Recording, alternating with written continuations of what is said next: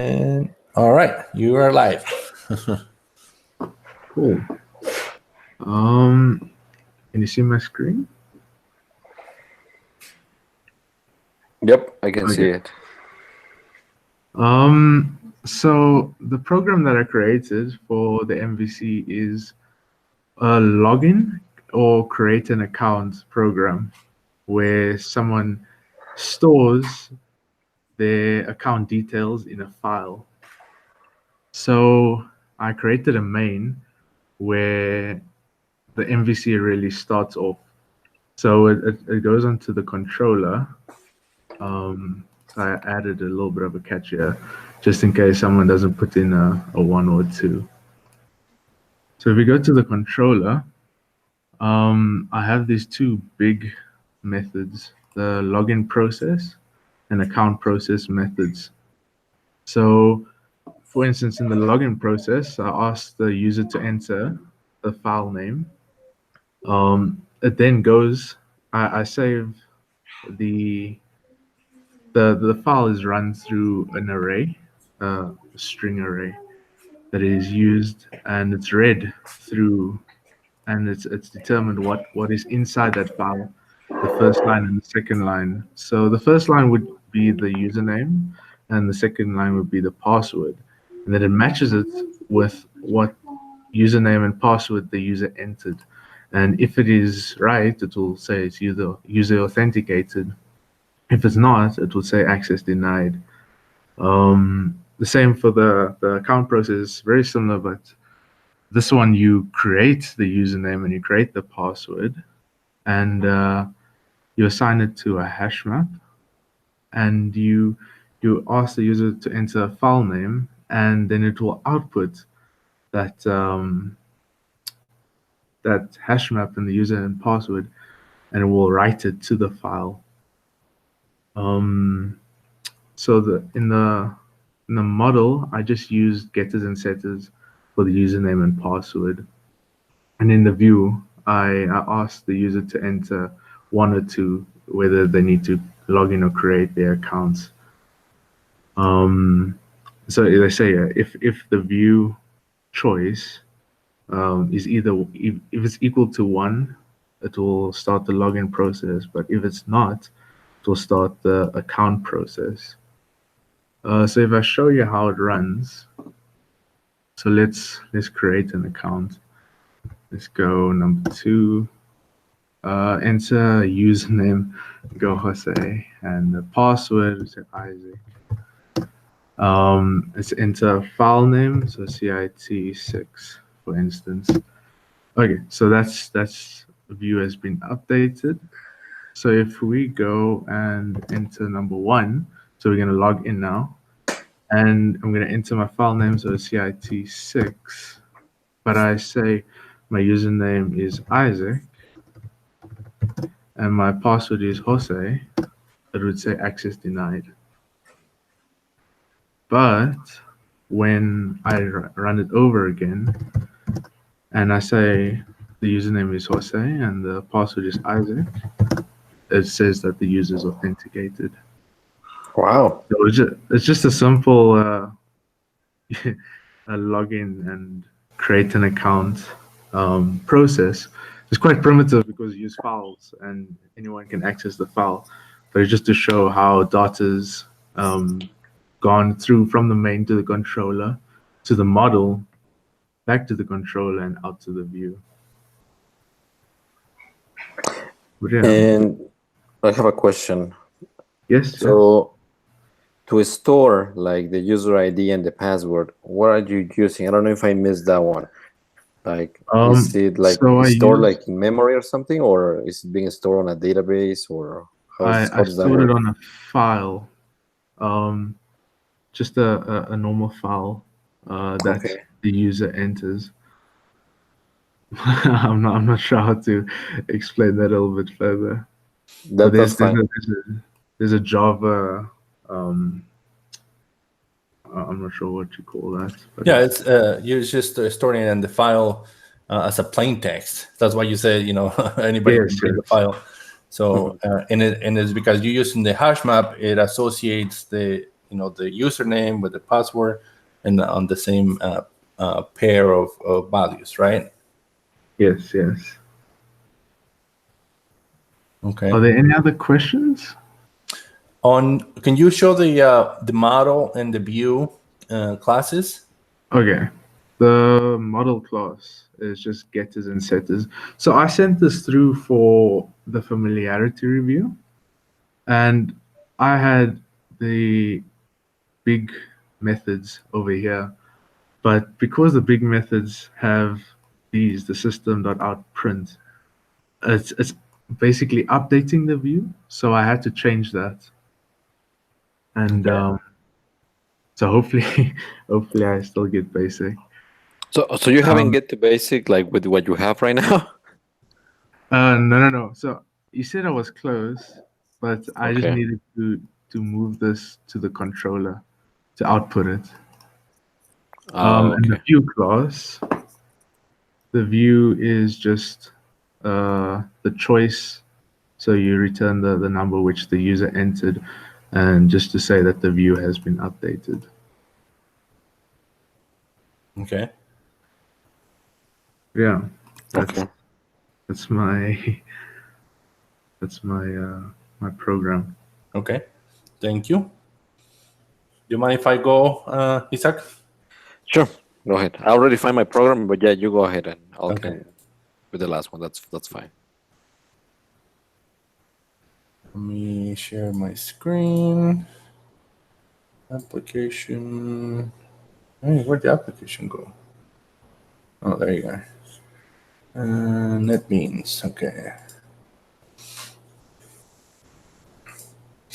All right.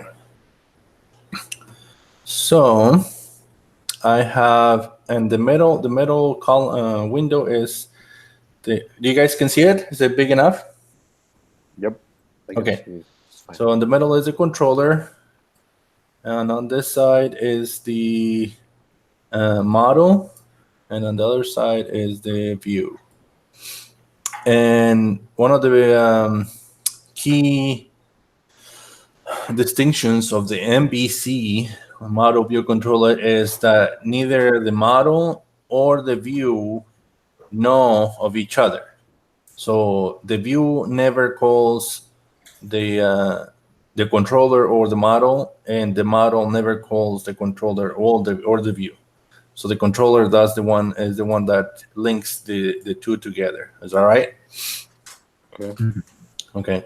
So on my project, I have obviously the main runs all the the options to select the topic, and from here I just have a little class that initializes the model view controller architect. I think that's what they call it, and so that's why it runs right here. So from here, it initializes the controller, and the controller first calls the view and creates the object, and then uses one of the view methods, which is to display the welcome message. From here, the controller again calls the view and then creates a contact. This is to create a address book. So it calls the view to create a contact. So it displays, prompts the user for the name and the phone number, and then the controller gets that information and then calls the model to store the information that was entered by the user. So, and then the controller passes the name and the number as parameters into one of the model methods to save the contact information into a hash map again. And then the controller, and if you notice, neither the view or the model know of each other. They don't call anybody. They only basically receive information from the controller. So then the controller goes out to say to look for the so the program does, once you save the contact information, the name and the number, the controller then calls again the view and prompts the user for a number to look for. This then is passed down to the model. The model uses the get to get the information, which in this case is the phone number of the individual, and then the controller passes down the information that it gets from the model, and it passes it down to the view over here, to be displayed over here. So the key points, like I said when I started, is that neither the model or the view know of each other. It's like I could have called from here, I could have called the view and say, pass down the information, right? But rather than doing that, the controller takes care of all that. So if you notice, the controller it doesn't store any data. It doesn't prompt for anything. All it does is calls one or the two, and it throws the ball at each other. The model is said to be where the part that holds all the data. So it holds the data into the hash maps, and the view only presents the information, although it stores some temporarily some data into the variables. Those variables are passed down to the model to be stored, because obviously once this is done, if once the program ends, this variables lose the data. I could write down this information into a file, just like Mikhail did, to make it more permanent. But I didn't. So if I run it, let me start over here. So prompts for the topic that you want to display. So in this case, the MVC model, we're going to do number 4, and initializes the MVC model, and then asks for the contact name. So I want to put my name here, and then for the phone number. So I want to put, let's say let's say that is 623-123-456, right? And then whose number you need to find? I need to find Jose's number, and then it goes and extracts the data. So Jose's number is 623-123-456, and that's how the model view controller allows for for this to work nice and neat. I think with this you can basically do anything that you want. On the model, you can create as many methods that you want to. They can store data, they can write data into a file, and without worrying how the data is extracted, because the view can prompt the user for anything you want. So that's my little share of the MVC model. Any questions? Nice, looks pretty good. Thank you. No, looks good. All right. So Isaac, you're next. Yep, let me go ahead and start sharing the screen. Give me 1 second.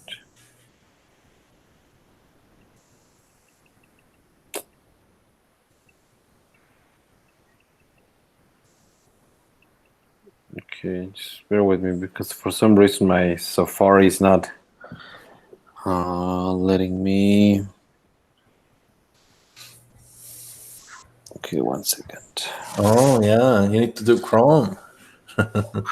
Yeah, I guess I will have to move to Chrome. Just 1 minute.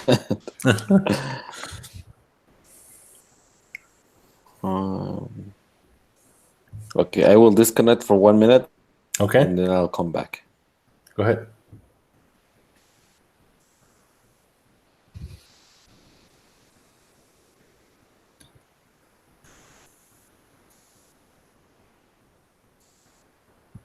That was really well done, Jose. Thank you. I think I tried to make it as simple as possible.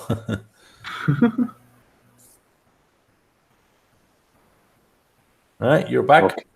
Well, yeah, I'm back. Let me know if you can see my screen. With this.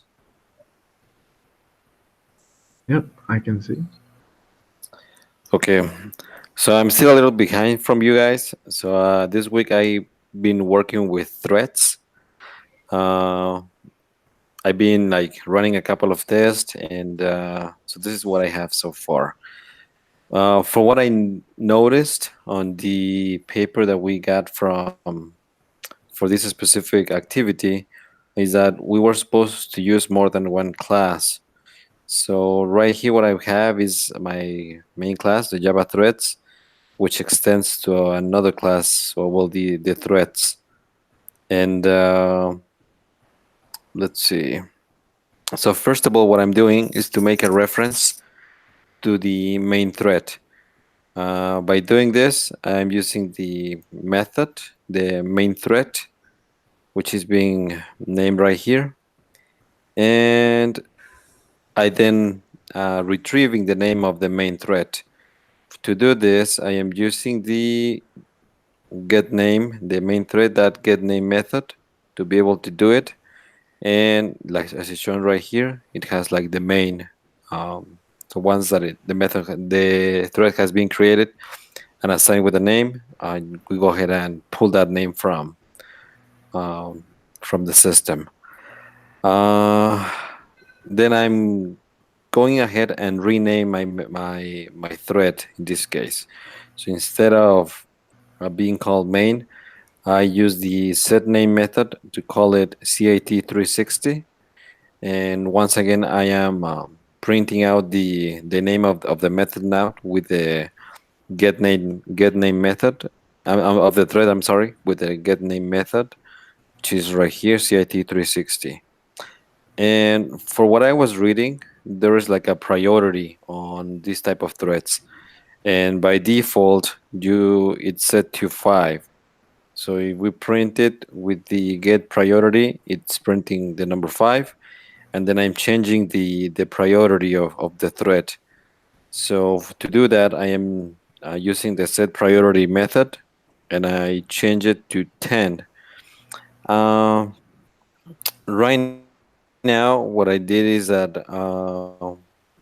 by using a loop, it's going through the thread, and until it reaches like 5 or -5, and then it prints out the threads on the screen. So it is printing like the main thread 5 times on the output.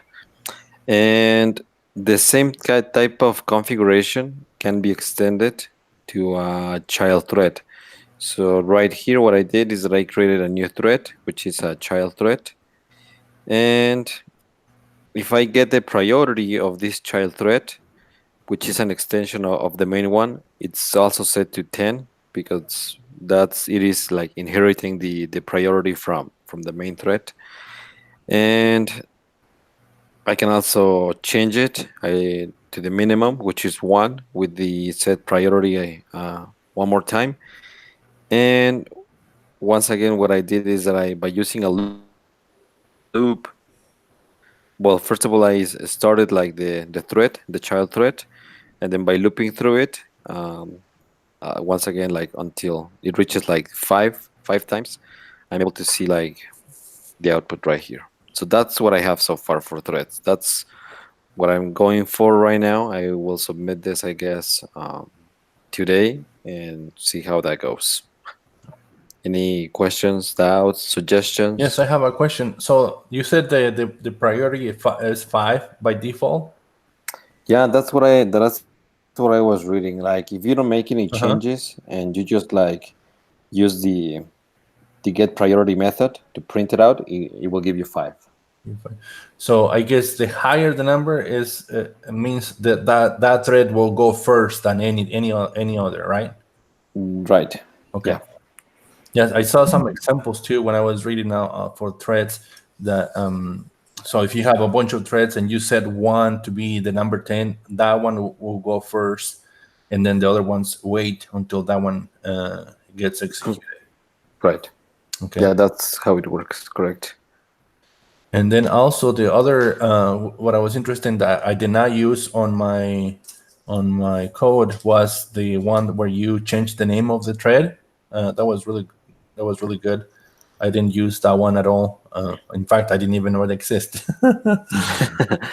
I guess, I mean, from what I understand, like if maybe you're executing something, or maybe you can assign different names to the thread, and I mean, in the output, you will be able to easily identify to which one is referring. Maybe if you set up like a specific name for a thread, it will be easier to know like what exactly is executing or which process is running right now, you know? Oh, yeah, that's a how I good idea. understood it. Yeah. Yep. So that's what I have. So like I said, that's what I'm going for right now. That's what I will be submitting. So I'll let you know, guys, the outcome, I guess, next week, whether it was enough for basic or if I needed to change something else. Yeah. Okay. Excellent. Good. Thank you. All right. I will stop the recording.